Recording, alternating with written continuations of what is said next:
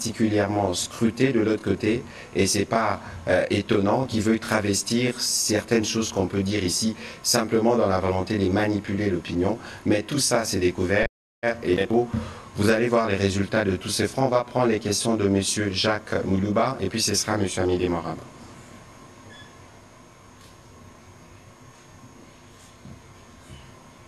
Merci beaucoup. Monsieur le ministre, avant de poser ma question, j'aimerais peut-être dire un mot à votre endroit, puisque depuis 3 mois, il s'est passé énormément de choses positives à votre endroit. Vous avez gagné les législatives nationales, provinciales, vous avez été reconduit au gouvernement. Je crois que si je peux m'auto-proclamer le porte-parole des confrères pour vous féliciter, puisque personne ne l'a fait depuis tout ce temps. En tout cas, le nouveau narratif a payé et je crois que nous allons cheminer dans cette logique. Merci. Alors, la question est adressée à Madame la Mineta. D'abord, une question d'actualité. Le récent rapport des experts de l'ONU vient de citer, outre le Rwanda, l'Ouganda, dans ses hostilités, d'avoir facilité le transit des éléments du M23 et même de l'armée rwandaise pour occuper les territoires, certains territoires congolais. Alors, en tant que Mineta des Affaires étrangères, quelle est votre interprétation? Est-ce que nous allons commencer à voir autrement, penser autrement nos relations diplomatiques avec l'Ouganda par rapport à cette question? Ça, c'est la première. Et la deuxième, elle est toute petite. On a parlé de la trêve ici, décrétée par les États-Unis, vous avez répondu, mais moi, je reviens avec une petite précision. En diplomatie, vous êtes une rodée dans la matière.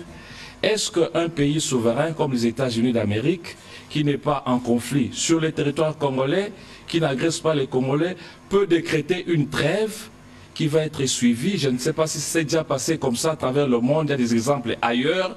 Est-ce que ce n'est pas quelque part minimiser la souveraineté de la RDC? Merci. Oh là là, vous allez très loin. Madame la ministre d'État. Je vais commencer avec la dernière question. Je pense que nous devons contextualiser l'initiative des États-Unis d'Amérique de proposer une trêve dans le cadre des bons offices. Et les bons offices en diplomatie, tout le monde peut en faire usage. Je pense que les États-Unis d'Amérique en ont fait usage parce qu'ils ont un accès facile à la République démocratique du Congo et le Rwanda, et se proposent justement pour faciliter une trêve. Une trêve, encore une fois, humanitaire, qui pour nous est importante parce qu'elle offre un répit à nos populations. Donc je ne le prendrai pas dans un terme, dans des termes dans des propos aussi forts que les vôtres, mais je les salue plutôt comme un effort de bons offices d'un État membre et surtout un État membre permanent du Conseil de sécurité, qui veut contribuer à travers cette trêve à aussi une désescalade d'une situation qui quand même très rapidement et très souvent a pris des envergures extrêmement inquiétantes. Est-ce que cela suffit? Je pense que nous pourrons avoir une conversation là-dessus aussi. Nous attendons plus des États-Unis d'Amérique. Les bons offices sont très importants, justement pour faciliter ou pour proposer des mesures telles que des trêves à laquelle nous avons adhéré, mais il y a aussi d'autres leviers que nous attendons que les États-Unis d'Amérique activent pour créer des conditions propices à un dialogue plus sincère. Et là, il y a tout un arsenal d'options. Il y a des sanctions, il y a des sanctions politiques, des sanctions ciblées, des sanctions économiques. Il y a aussi des prises de parole plus robustes. Et nous comptons sur les États-Unis d'Amérique de faire plus d'usage de leurs bons offices, justement, pour puiser un peu plus dans leur arsenal d'outils qui pourraient conduire à une situation plus propice à une résolution durable du conflit. Vous avez aussi évoqué le rapport du groupe des experts qui vient de sortir et qui évoque une possible présence et aussi collusion entre des éléments des UPDF et des M23 et des RDF. Je voudrais quand même rappeler le cadre global dans lequel tout cela se passe. Nous menons depuis déjà plusieurs plus d'une année, en tout cas l'opération Shuja dans le Grand Nord du Congo, ensemble du Grand Nord du Kivu, avec les forces armées ougandaises, les UPDF. Donc nous collaborons sur beaucoup de sujets, nous collaborons aussi dans les questions d'infrastructure dans la zone de Beni, de Kasindi, mais évidemment nous sommes préoccupés par ce rapport, nous sommes aussi préoccupés par des sources de nos propres services qui indiquent aussi des tendances similaires. Je pense que dans le cadre de nos liens qui existent entre la République démocratique du Congo et l'Ouganda, les liens bilatéraux assez solides que nous allons soulever la question à travers le canal diplomatique évidemment, qui est le mien, mais aussi à travers d'autres canaux, comme par exemple au niveau de la défense, étant donné qu'à travers l'opération Shuja, nous avons quand même aussi des forats d'interaction et d'échanges assez fréquents et assez périodiques entre les FARDC et les UPDF. Donc soyez rassurés que cette question ne nous échappe pas, nous en sommes conscients et nous sommes consternés aussi par ces rapports et nous allons évidemment nous saisir cette question. Voilà, un petit commentaire sur la trêve. Les Américains ont proposé, la RDC a accepté, et de l'autre côté, ils ont accepté. Ce n'est pas eux-mêmes qui ont décidé, bon, on vient imposer la trêve, et comme la Mineta l'a dit, nous attendons plus. Parce que nous vivons tous comme dans une forme de contraste. Tout le monde s'est plaint de la gravité de la situation humanitaire. Toutes les agences de grandes nations occidentales veulent se bousculer pour venir voir comment on est. Mais nous pensons et nous sommes convaincus que la solution durable pour, par exemple, nos populations déplacées, c'est les retours dans leur milieu d'origine. Et pour qu'ils retournent dans leur milieu d'origine, il nous faut la paix. Et sur la paix, il y a beaucoup à faire et nous savons que les Américains savent ce qu'il faut faire. Nous allons continuer, comme la Mineta l'a dit, à faire pression pour obtenir ce qui est de droit pour nous et pour nos populations, le respect de notre souveraineté et la possibilité pour nos populations de se mouvoir librement et pacifiquement dans leur propre pays. On va prendre les questions de M. Amédée Moirabo.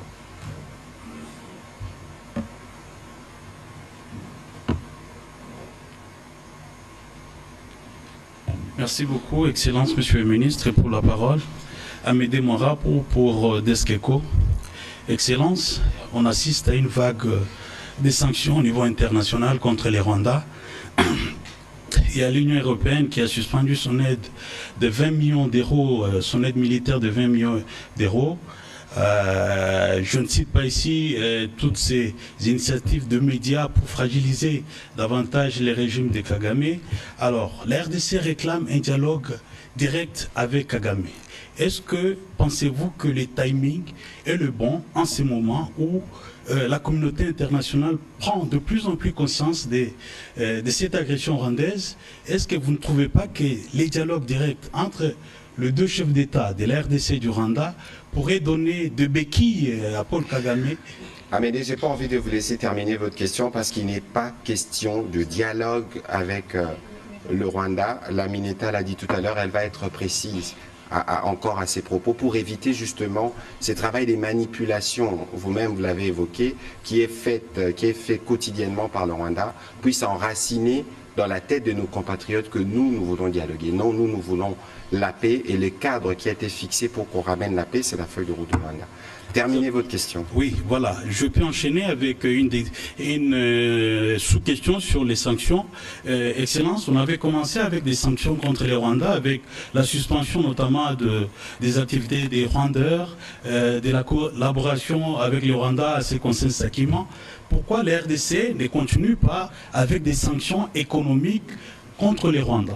Une sanction, par exemple, qui irait dans le sens d'interdire toute transaction entre les entreprises rwandaises et la RDC et les Congolais. Est-ce qu'une telle sanction, pour vous, ne pourrait pas produire des effets, madame? Merci beaucoup. Alors, je reviens brièvement sur le point du dialogue. Je pense que le collègue, le ministre de la Communication a été très clair. Encore une fois, nous restons fermes sur notre position. Toute discussion aura lieu dans le cadre et dans le contexte du processus de Luanda. Nous ne voulons pas être distraits et nous allons continuer sur cette ligne. Vous avez évoqué les sanctions. Je pense que les sanctions sont un outil très utiles, mais nous devons faire preuve aussi de créativité quand nous pensons à des sanctions. Les sanctions dont vous parlez sont des sanctions surtout de nature économique. Et c'est peut-être une question aussi qui est plus indiquée pour mes autres collègues qui vont certainement aussi faire leur passage ici. Nous avons parlé de plusieurs fronts, et aussi du front économique. Votre suggestion, personnellement, je pense qu'elle peut avoir une portée et un impact, mais nous devons réfléchir aussi sur cet impact. Quand nous pensons à des sanctions économiques de cette envergure, qui sont les gens qui seront les plus affectés? Surtout dans certaines parties du pays où nous avons quand même une forte communication et peut-être dépendance, si on veut le dire comme ça, mais une forte communication entre les communautés, que ce soit les communautés congolaises ou les communautés rwandaises. Le chef de l'État le rappelle toujours et je pense que nous devons nous accrocher aussi à ce message. Il ne s'agit pas d'un conflit entre le peuple congolais et le peuple rwandais. Et donc, quand nous pensons à des sanctions et des sanctions économiques d'une telle envergure, il y a évidemment cette dimension-là dont nous devons tenir compte, que ce soit de notre côté ou du leur. Qui est la personne la plus affectée? Est-ce que ce sont des personnes vulnérables? Est-ce que ce sont des personnes qui dépendent de ces commerces? Est-ce que ce sont des existences que nous allons plonger dans la pauvreté à travers ce genre de sanctions? Donc je pense que c'est quelque chose qui doit être examiné en profondeur. Je n'ai pas tous les éléments, donc je ne vais pas vous dire que votre recommandation ou votre suggestion n'a pas de pertinence, mais nous avons une responsabilité tout d'abord envers notre propre population de nous assurer que les sanctions et les autres mesures et démarches que nous entreprenons soient bien ciblées, bien calibrées et atteignent vraiment leur cible et leur objectif. Et je ne voudrais pas qu'on se retrouve dans des situations où nos populations doivent payer le prix, justement.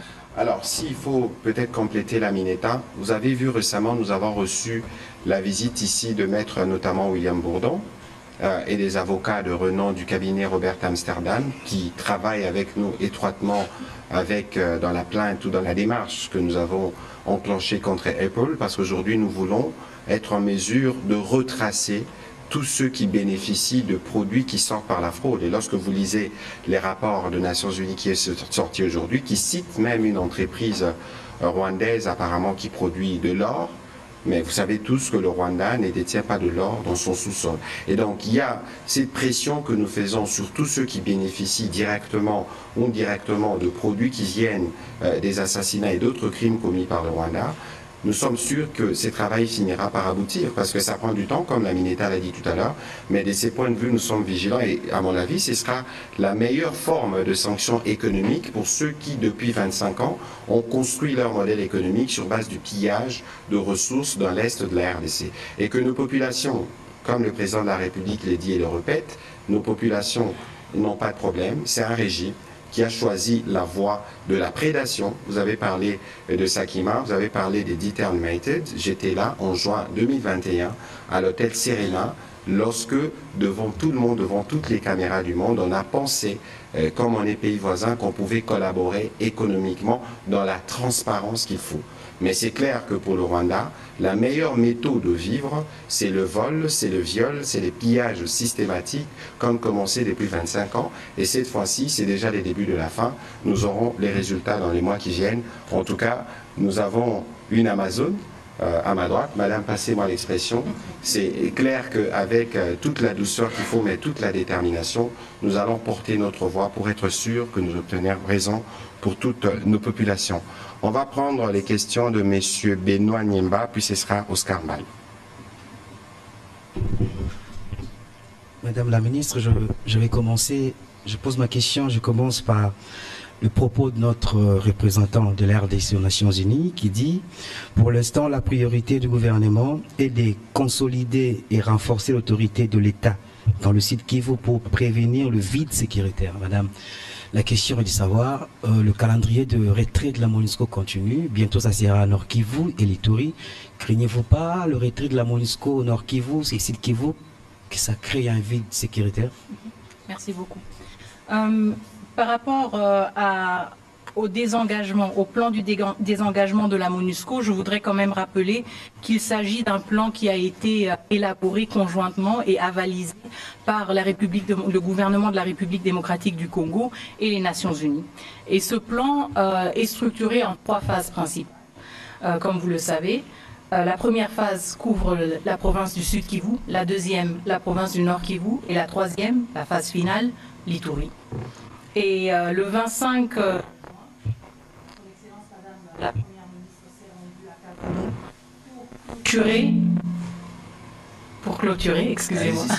pour clôturer le processus de remise et reprise, si vous voulez, et du départ de la MONUSCO de la province du Sud Kivu.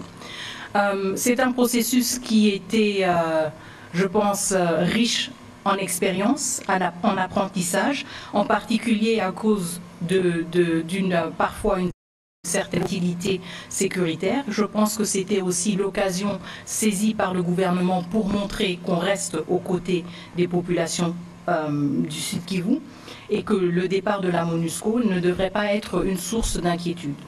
Donc ce processus-là étant achevé, évidemment, le regard se tourne vers les 2 autres phases, le Nord Kivu et l'Ituri. Par rapport au Nord Kivu, évidemment, vous connaissez la situation qui prévaut.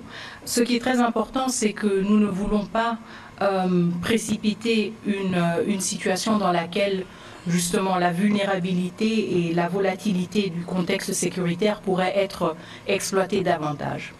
Donc, nous voulons un retrait responsable, durable et ordonné de la MONUSCO. Cela veut dire que quand il s'agit du Nord Kivu, nous allons prendre en compte les évolutions que nous voyons sur le terrain afin de prendre des décisions responsables et d'amorcer ce processus quand les conditions les plus propices sont réunies. Encore une fois, capitaliser aussi sur ce que nous avons appris au Sud Kivu pour nous rassurer que nous n'allons peut-être pas, que nous allons, être encore avoir plus de succès plus rapidement en capitalisant sur ces apprentissages du Sud Kivu. Je pense que ce qui est aussi important à retenir, c'est que la présence de la MONUSCO au Nord Kivu est aussi encore très importante pour nous. Pourquoi? Parce que la MONUSCO fournit et va fournir un appui à la SAMI-DRC.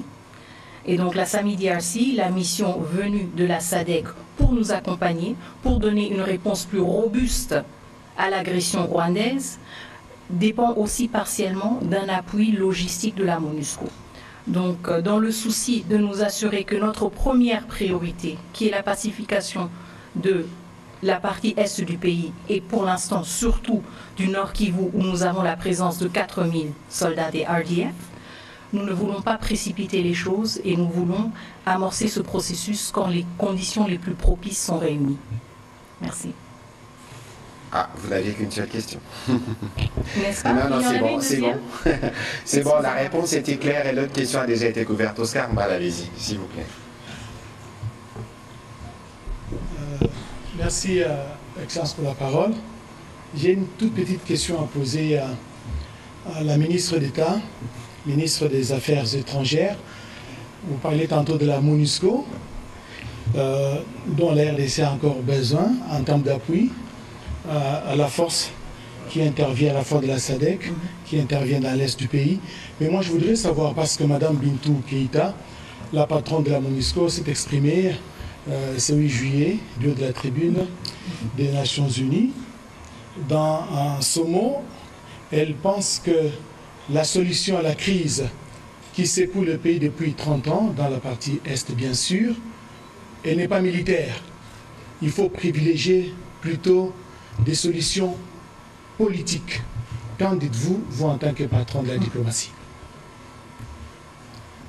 Alors, le fait que nous privilégions une solution politique, le fait que nous privilégions le processus de Luanda comme la voie pour avoir une solution durable à ce conflit, ne veut pas dire que nous, en tant que République démocratique du Congo, ne sommes pas responsables pour la protection de nos civils.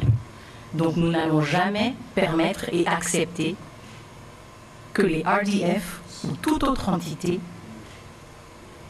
mettent nos populations en danger sans y réagir. Et c'est cela qui justifie jusqu'à présent la réponse militaire et la résistance aussi que nous offrons face à cette agression expansionniste du Rwanda. Donc une chose n'exclut pas l'autre. Si nous faisions face à un ennemi un peu plus galant, civilisé, peut-être que nous aurions des discussions uniquement dans un cadre politique. Mais encore une fois, je voudrais rappeler que ce sont les RDF qui ont bombardé le camp de Mugunga. Je voudrais rappeler que ce sont les RDF qui ont aussi attaqué les installations des Nations Unies, qui ont tué des casques bleus, qui ont tué des soldats de la SAMI-DRC. Donc face à cette réalité-là, nous n'allons pas rester les bras croisés. Je suis sûre que le ministre de la Défense aura des arguments plus parlants, plus tangibles. Je ne peux pas m'aventurer sur un domaine qui n'est pas le mien, mais cette posture, elle est légitime et chaque autre pays la défendrait de la même manière. De toute évidence, oui, allez-y alors. En dépit de la trêve sollicitée par les États-Unis pour faciliter justement l'assistance aux personnes vulnérables et victimes de cette barbarie de l'armée rwandaise par l'entremise du M23. Donc le principe de talk and fight, vous en êtes approprié. Bon, écoutez, je crois que Madame l'a dit clairement et nous le disons, nous le répétons. La stratégie pour nous, elle s'effondre sur 5 fronts. Militaire, diplomatique, médiatique, économique et judiciaire. Alors nous entendons beaucoup, on parle de solutions politiques. Il ne faut pas oublier qu'il y a eu un processus de Nairobi qui a commencé il y a 2-3 ans où le président de la République lui-même s'est entretenu avec les groupes armés locaux. Et c'est en début de ces processus que le Rwanda a décidé de recréer le M23. Nous ne donnons jamais de prime à ceux qui tuent, parce que lorsqu'on parle de solutions politiques, certains parlent justement de ces fameux dialogues. Nous discutons avec les Rwandais dans le cadre bien convenu de la feuille de route de Luanda, les cadres sur lesquels, si vous lisez d'ailleurs la communication de la Maison-Blanche, qui en parle encore, parce que c'est des cadres que tout le monde reconnaît. Pour le reste, on sait qu'il y avait un processus qui avait commencé avec le président Kenyatta, mais tous ces processus avaient convergé sur ce qui a été convenu à Luanda. Nous pensons que si à Luanda, tout le monde est sincère pour utiliser l'adjectif souvent repris par ma collègue, nous pourrons avoir des avancées. Et qu'il faut exclure toute idée d'ailleurs de négociation, de dialogue ou de discussion avec des supplétifs. Le mal, c'est le Rwanda, le mal, c'est Paul Kagame, et tout le monde sait que le mal, et c'est le mal qu'il faut traiter. Voilà. On va prendre les dernières questions. On a parlé de Madame Pascaline Le Festivi. Madame Ekambo, vous avez une question? Je vous en prie, allez-y. Nous avons le privilège d'avoir une dame en face. C'est mieux aussi d'avoir des questions qui viennent des dames, qui sont sûrement les plus difficiles. Je reviens vers Madame Meneta. Merci, Excellence. Maintenant, il y a mon confrère qui a félicité le ministre de la Communication. Moi, je m'en fais féliciter la Mineta parce que vous êtes la troisième femme à la tête de la diplomatie congolaise depuis l'accession de notre pays à l'indépendance, avec Mme Nikila, Mme Thérèse Ndeza et vous aujourd'hui. Et sur votre table, vous allez trouver le dossier de l'immortalisation de ces femmes qui étaient à la tête de la diplomatie, et je pense que vous allez pouvoir le mettre en pratique et que vous-même aussi vous devenez la troisième personne. Je pense que vous ne manquerez pas à le faire. Alors ma question, c'est sur cette diplomatie dont vous parlez. La diplomatie, moi je vais quitter un peu le terrain de la guerre pour parler de la conférence internationale qui s'est déroulée, la conférence internationale sur la forestation et le reboisement qui s'est passée à Brazzaville, ici à côté, du 2 au 5 juillet. Mais je remarque qu'il y a eu aussi à côté, pendant cette conférence, première conférence internationale, il y a eu le sommet de chefs d'État. Il y a eu 5 chefs d'État, le Gabon, le Centrafrique, l'Éthiopie, le Ghana, le Congo-Brazza, mais on n'a pas vu la présence, on n'a pas senti la présence de la RDC. Est-ce que c'est un signe d'un refroidissement de relations entre les deux pays ou, je ne sais pas, vous pouvez nous en parler un peu. C'est là ma question clé. Très bien. Merci beaucoup. En tout cas, je peux vous garantir que la RDC a été vue, sentie et entendue, étant donné que c'était la Mineta de son Excellence Madame Eva Zaïba qui a représenté la République démocratique du Congo. Je pense que je ne veux pas me plonger dans des spéculations. C'est une question très importante pour le chef de l'État. Nous parlons souvent de la République démocratique du Congo comme le pays solution, et ce n'est pas juste un slogan, c'est quelque chose auquel le chef de l'État tient beaucoup, et la RDC a été valablement, je n'en ai aucun doute, représentée par son Excellence Madame Eva Zaïba. La présence ou l'absence du chef de l'État, je ne voudrais pas spéculer là-dessus. Je pense que l'engagement politique de la République démocratique du Congo, le positionnement ferme de la République démocratique du Congo sur toutes les questions liées à l'environnement, l'écologie, le changement climatique, mais aussi la transition énergétique, ce sont des sujets qui sont les nôtres et que nous nous sommes appropriés depuis bien long, et nous restons sur cette lancée-là. Et qui font régulièrement partie des échanges entre le président Sassou et les présidents Tshisekedi. Donc il faut regarder la sensibilité de la situation dans le pays. Peut-être que c'est cela qui a fait que le président, mais la RDC était valablement bien représentée. Rajouter pour parler un peu du désengagement de la MONUSCO. Aujourd'hui, nous nous disons que nous ne sommes... On a parlé d'un désengagement qui doit être responsable et qui prend aussi le temps que ça doit prendre pour que nous puissions nous suffire à nous-mêmes. Et aujourd'hui, on voit la présence des États-Unis. Est-ce qu'on quitte, on laisse les Nations Unies pour prendre les États-Unis qui vient maintenant nous épauler? Nous pouvons nous dire que ce sont les États-Unis aujourd'hui qui prennent la place des Nations Unies. Alors je pense que, encore une fois, on doit peut-être faire une distinction claire aux responsabilités des uns et des autres. Et je pense que ça nous aiderait aussi à ne pas penser que les uns ou les autres sont là pour se remplacer mutuellement. La MONUSCO a un mandat très clair, un mandat donné par le Conseil de sécurité, une instance dans laquelle les États-Unis d'Amérique sont un membre permanent. Donc je ne pense pas que nous observons une substitution, si vous voulez, de la MONUSCO par les États-Unis d'Amérique. Encore une fois, la trêve proposée par les États-Unis d'Amérique et à laquelle la République démocratique du Congo a adhéré est une mesure ou un effort de bons offices pour réduire les tensions et pour créer un espace et un répit humanitaire. Je ne pense pas que nous pouvons aller si loin de dire que la MONUSCO sera remplacée par les États-Unis d'Amérique.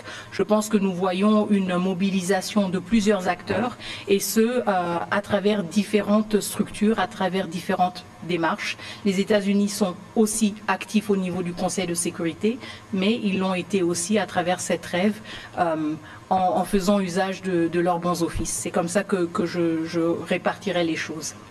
Merci, voilà. Madame. Et sur les désengagements de la MONUSCO, il faut dire qu'à Bukavu, on y a envoyé plus de 350 policiers parce qu'il s'agit pour la République démocratique du Congo de reprendre son rôle régalien, y compris en tout cas ce qui concerne la protection du civil. Madame Pascaline, allez-y. On prendra pour terminer Christian Okende et Mbelechi. Avancez déjà s'il vous plaît, ce seront les deux dernières questions. Bonsoir Madame la Ministre. Moi, juste une petite question pour Madame la Ministre. Comment la diplomatie congolaise envisage-t-elle de soutenir le développement économique et social du pays au concours de ce quinquennat?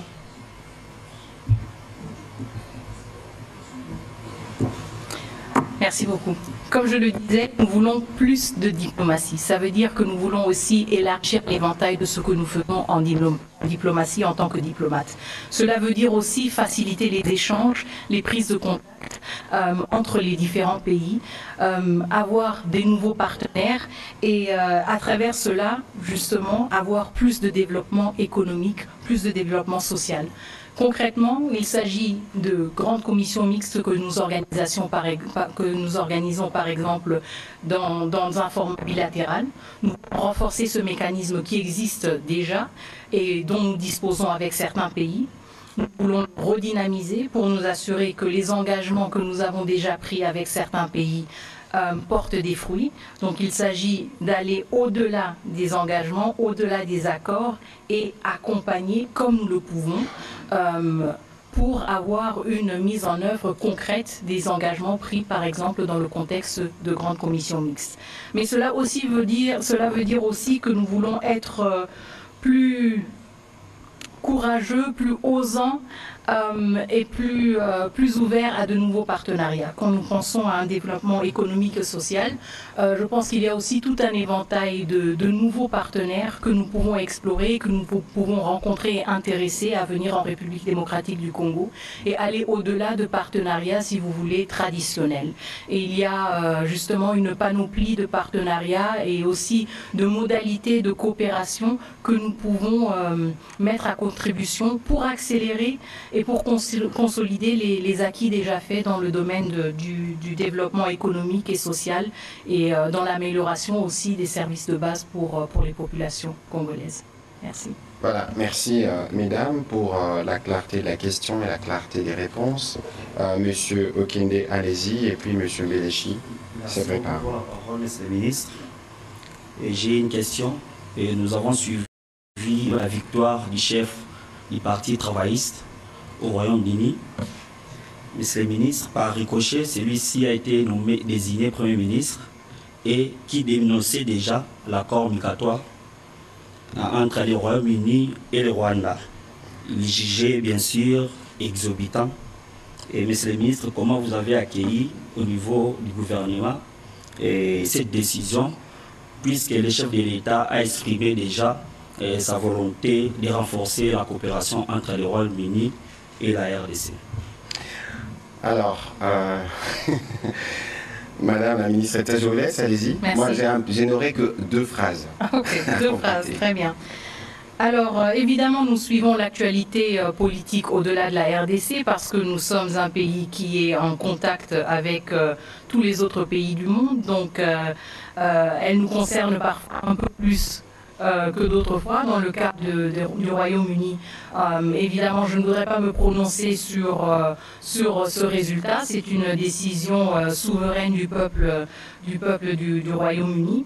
Nous prenons note cependant des positions déjà prises par le nouveau Premier ministre et nous saluons ces positions-là, en particulier quand nous parlons de l'accord autour des migrants. Je ne voudrais pas m'aventurer à parler de la pertinence ou pas du Rwanda comme pays hôte pour ces migrants qui seraient relocalisés. Je pense qu'il y avait une question bien plus importante et bien plus fondamentale, c'était la question du droit international des réfugiés qui a été érodé à travers cette initiative. Et je pense que c'est un soulagement pour nous tous que cet édifice très important du droit international soit restauré et n'ait pas été ébranlé comme ce projet en avait l'intention. Nous allons évidemment suivre avec grand intérêt comment les choses évoluent au Royaume-Uni. Nous avons des contacts et nous espérons évidemment qu'avec ce changement, nous pourrons les intensifier et pourquoi pas justement accroître notre partenariat et avoir des échanges plus francs, plus sincères et plus respectueux envers les uns et les autres pour justement marcher ensemble et avancer dans une même direction. Voilà, c'était la réponse de la Mineta, ministre des Affaires étrangères, et la réponse du ministre de la Communication. Je veux juste vous lire ce que lui-même, le nouveau Premier ministre britannique, Keir Starmer, a dit à propos. Ce projet était mort et enterré avant même de commencer. Il n'a jamais été dissuasif. Je ne suis pas prêt à continuer avec des mesures gadgets. C'est les fameux deals du siècle au nom duquel certains pensaient à tout prix obtenir le parrainage du gouvernement britannique. Eh bien, de ce côté-là aussi, rien ne va.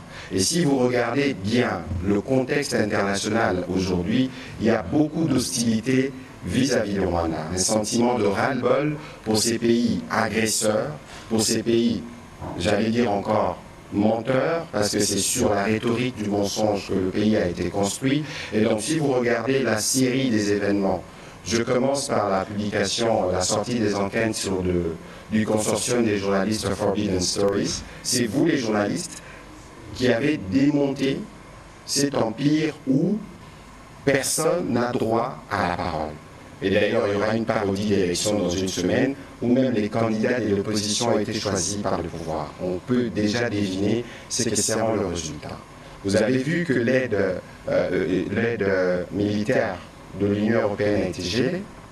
Vous avez vu l'Amérique pointer du doigt clairement le Rwanda dans ce qui se passe ici. Et tout ça, ne pensez pas que c'est l'effet du hasard. Je crois que c'est le travail que nous avons commencé avec le président de la République et qui sera particulièrement suivi et renforcé par l'action de la nouvelle ministre d'État qui nous permettra, sur le front diplomatique, d'obtenir des résultats.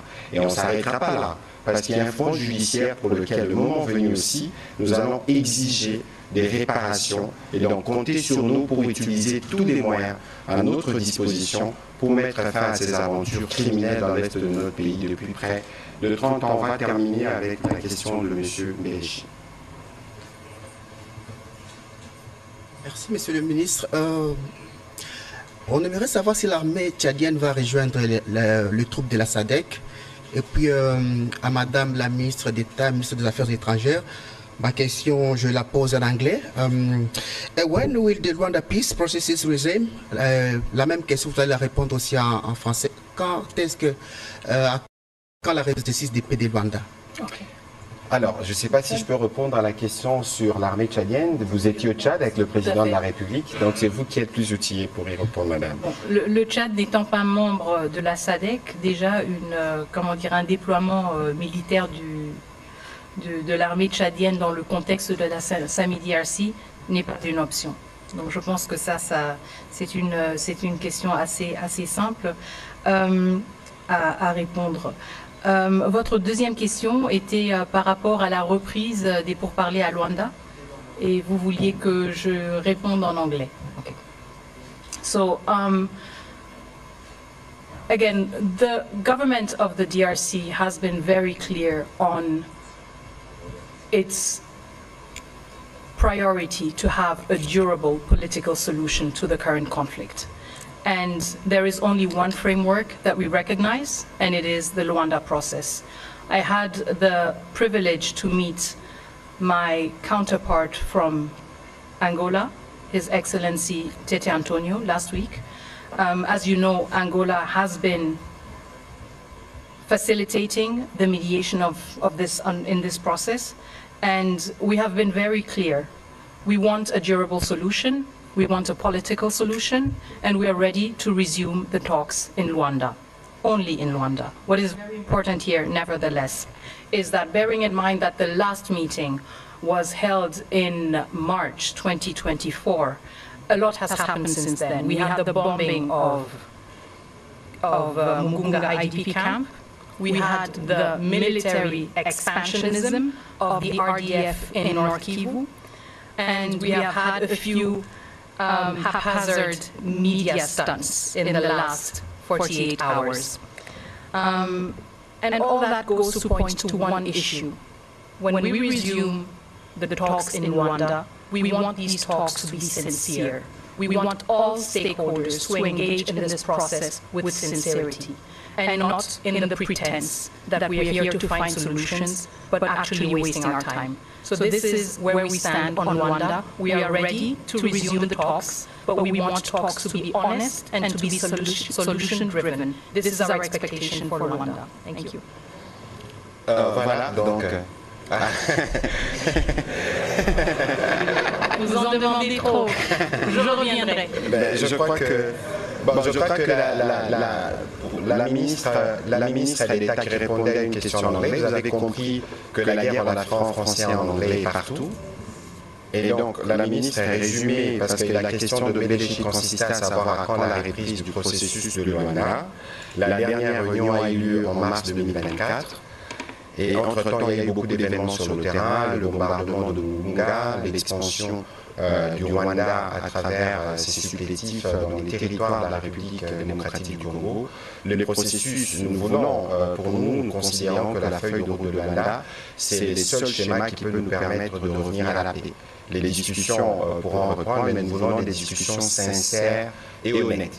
Parce que nous ne pouvons pas continuer à être comme dans un marché des légumes. Voilà en résumé ce qu'elle a dit en anglais. Mais nous avons